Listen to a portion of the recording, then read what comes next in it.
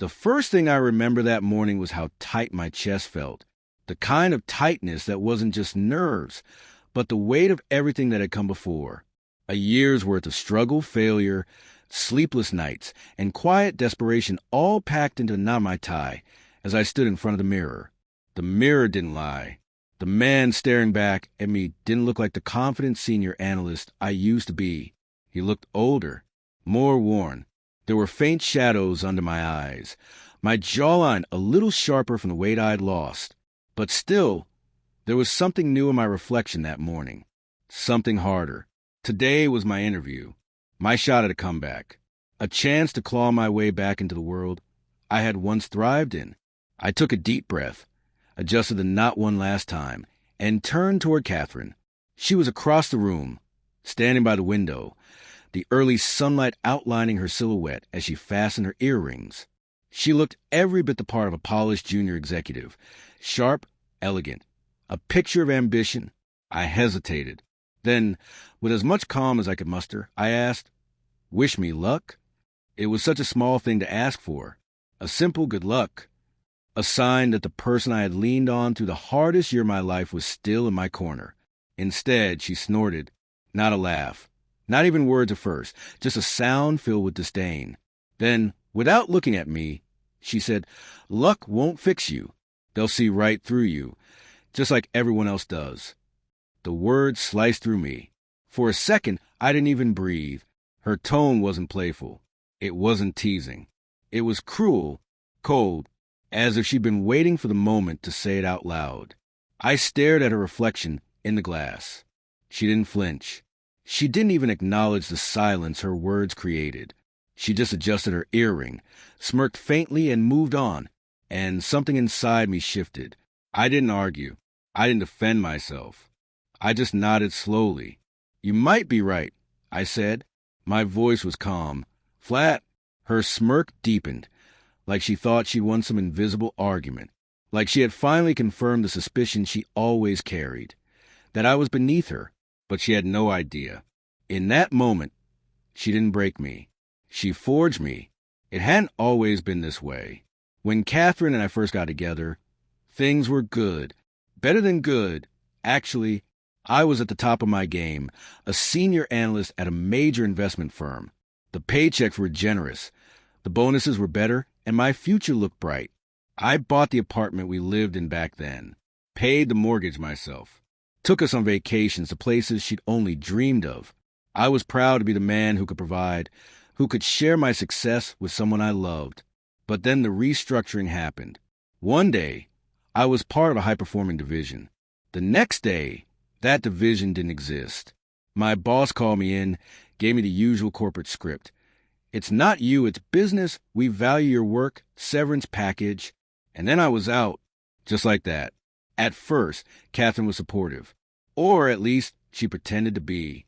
She told me it was just a bump in the road.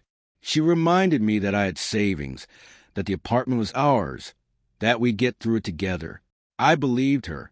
But as the months dragged on, as my attempts to build a small consulting practice moved slower than either of us had hoped, her tone began to change. It started small.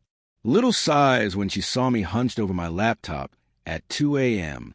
Comments like, "Maybe you should think about getting something more stable, even if it's not glamorous." Then it escalated. "Oh, you're still working on that? That's cute." Or, "Don't stay up too late playing businessman." Every word dripped with quiet poison. And yet, I told myself she was stressed too. I told myself it was temporary, that once I found my footing, things would go back to how they used to be. But the truth was, she had already started to see me differently, not as her partner, but as a weight. Walking into Northgate Capital that morning, I felt like a man stepping into battle. The building was sleek, modern, humming with energy. It was the kind of place where careers were made or destroyed. And instead of a hiring manager, I was ushered straight into the office of Marcus Thorne himself. The man was a legend, tall, broad-shouldered, with eyes that felt like they could slice through steel. He didn't waste time with pleasantries. "So," he said, leaning back in his chair, "you used to be one of them. Why do you want to be one of us?"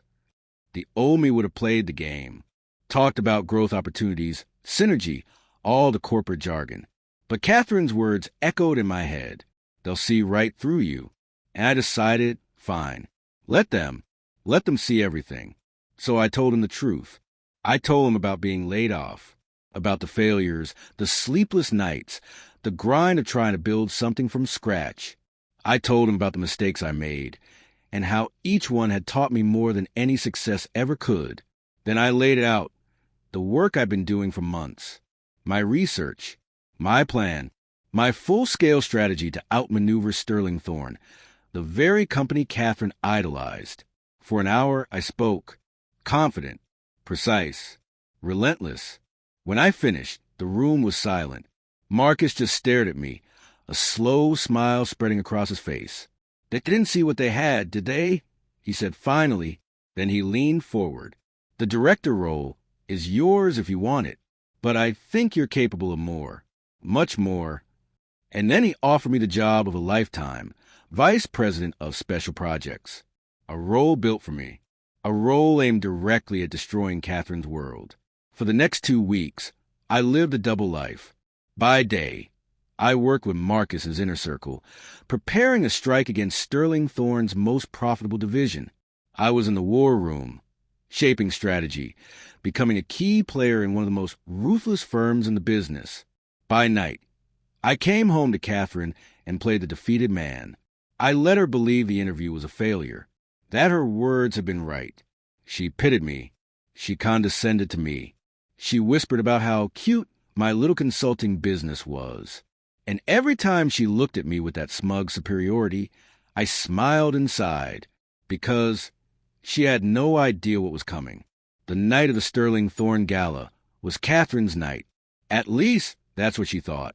She spent hours preparing. Dress, hair, makeup. She looked like she was walking onto a movie set.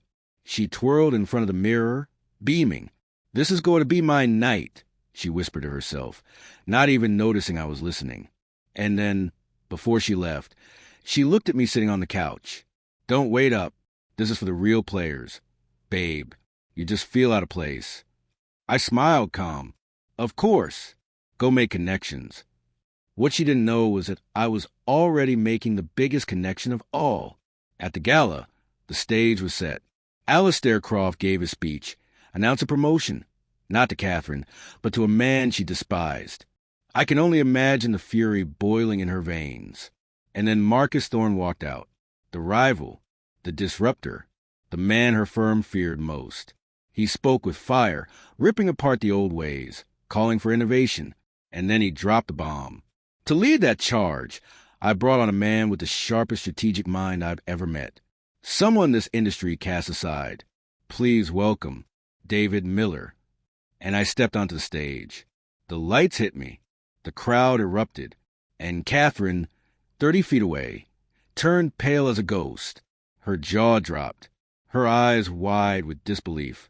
The man she dismissed as worthless was now the right-hand strategist of the rival her company feared most. And I didn't even look at her. The weeks after were brutal. For Catherine, her promotion dream shattered. Her colleagues whispering. Her boss furious. She became a symbol of failure. The woman who couldn't see the value in her own partner. When she came home from the gala, the locks had already been changed.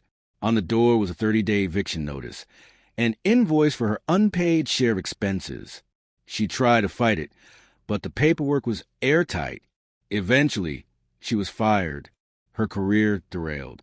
And I soared. Every move I made at Northgate outmaneuvered Sterling Thorne. Every success was a nail in the coffin of Catherine's old world. The last time I saw her, months later, she was carrying a box of office supplies down the street. Tired, hollow, defeated. She looked at me with hatred. I just nodded politely and stepped into the waiting car. Because the truth was, I never needed her luck. What I needed was her doubt.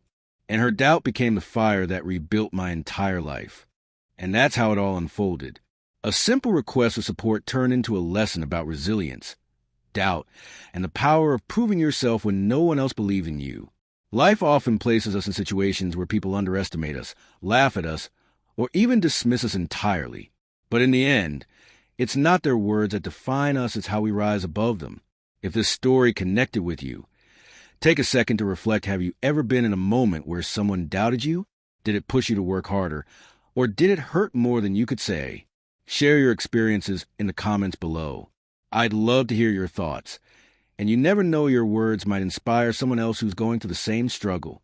Before you go, don't forget to show some love by hitting that like button.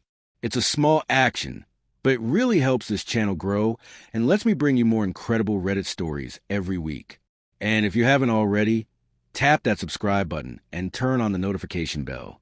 That way, you'll never miss the next jaw-dropping story. Trust me, you won't want to miss what's coming next. We're building a community here, a place where stories remind us that we're not alone in our struggles and victories. So, join the family, share your thoughts, and let's keep this conversation alive. Thank you so much for watching and spending your time with me today.